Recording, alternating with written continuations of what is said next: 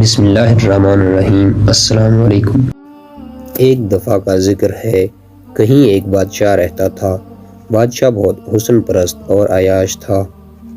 اس کا حرم ہر وقت لڑکیوں سے بھرا رہتا تھا۔ جس لڑکی پر اس کا دل آ جاتا تھا وہ اس کے پاس بلا لی جاتی تھی۔ بادشاہ کا وزیر بہت ہی سمجھدار اور مخلص آدمی تھا۔ ہر کام میں بادشاہ اس کی رائے کو اہمیت بھی دیتا تھا اور ہر مہم میں اس کو ساتھ شریک رکھتا تھا۔ ایک دن محل میں دعوت عام چل رہی تھی، تب وزیر اور مشیر اپنی بیگمات کے ساتھ تشریف لائے تھے۔ بادشاہ کی نظر وزیر کی بیوی پر پڑ گئی۔ اتنی حسین عورت تو اس کے حرم میں بھی نہیں تھی۔ حسب معمول بادشاہ کی لال ٹپک پڑی۔ مسئلہ یہ تھا کہ اس بار اس کے سامنے کوئی عام عورت نہیں بلکہ اس کے خاص وزیر کی بیوی اور عزت تھی۔ ساری رات وہ سو نہیں سکا اور اس کے بارے میں سوچتا رہا۔ اس کو کوئی رستہ نظر نہیں آ رہا تھا۔ آخر کار اس نے ایک منصوبہ بنا لیا۔ صبح ہوتے ہی وزیر کو دربار میں طلب کر لیا اور کہا کہ یہ خط فلاں ملک کے بادشاہ تک پہنچانا ہے اور یہ خط تم نے خود لے کر جانا ہے۔ اتنے خفیہ خط کے لیے میں تمہارے علاوہ کسی اور پر بھروسہ کر ہی نہیں سکتا۔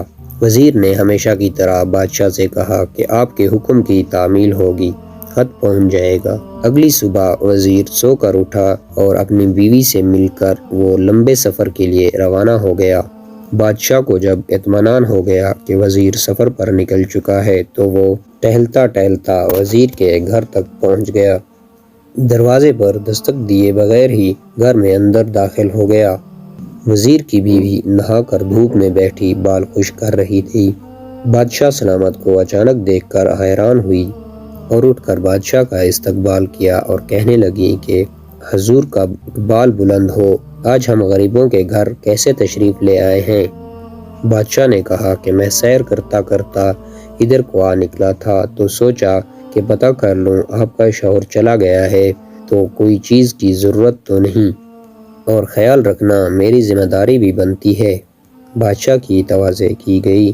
بادشاہ مطلب پر آ گیا اور اس کی حسن کی تعریفیں کرنے پر جڑ گیا اور کہنے لگا کہ تم جیسی حسین عورت میں نے آج تک نہیں دیکھی۔ وزیر کی بیوی بہت ہی سمجھدار عورت تھی۔ اس کو پہلے ہی شک ہو گیا تھا کہ بادشاہ نے وزیر کو کسی منصوبے کے تحت دور ملک بھیج دیا ہے تاکہ اس کی غیر موجودگی میں مجھے اپنے جال میں پھنسا سکے۔ وہ کہنے لگی کہ حضور شیر جنگل کا بادشاہ ہوتا ہے، اس کو زیب نہیں دیتا کہ وہ مردار کھائے اور گند میں منہ مارے۔ جب حکمران خود لٹیرے بن جائیں تو عوام انصاف لینے کس کے پاس جائیں؟ جھوٹے برتن میں منہ مارنا بادشاہ سلامت کی شان کے خلاف ہے۔ وزیر کی بیوی کے منہ سے ایسی دانشورانہ باتیں سن کر بادشاہ حیران رہ گیا۔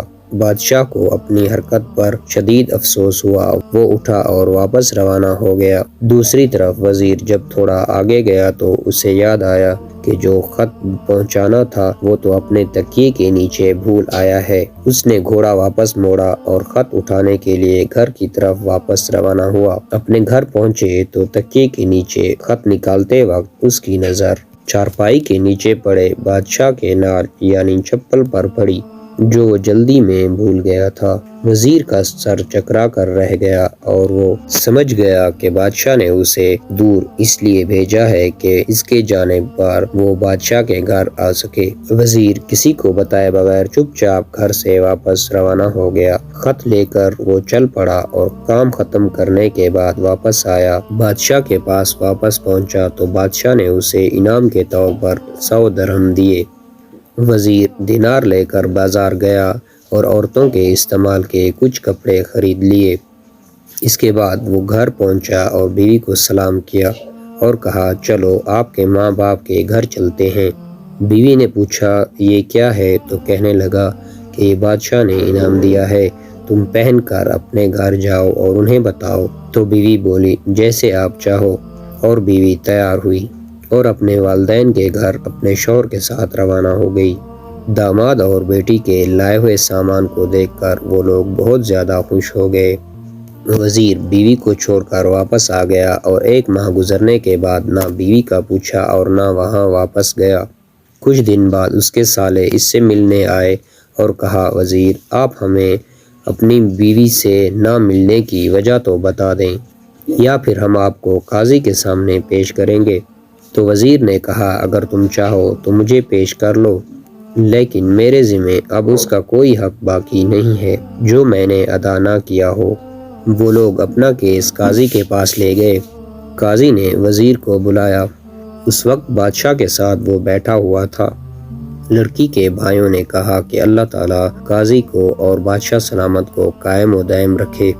قاضی صاحب ہم نے ایک سرسبز باغ اس کے حوالے کیا اور ایک کنواں پانی سے بھرا ہوا اس کے حوالے کیا۔ اس شخص نے ہمارا باغ اجاڑ دیا، سارے پھل کھا لیے، درخت کاٹ لیے اور کنویں کو خراب کر کے بند کر دیا۔ قاضی وزیر کی طرف متوجہ ہوا اور پوچھا کہ لڑکے تم کیا کہتے ہو؟ اس نے جواب دیا قاضی صاحب جو باغ مجھے دیا گیا تھا میں نے وہ اس سے بہتر حالت میں واپس کر دیا ہے۔ قاضی نے پوچھا کہ کیا اس نے باغ اسی حالت میں تمہارے حوالے کر دیا ہے؟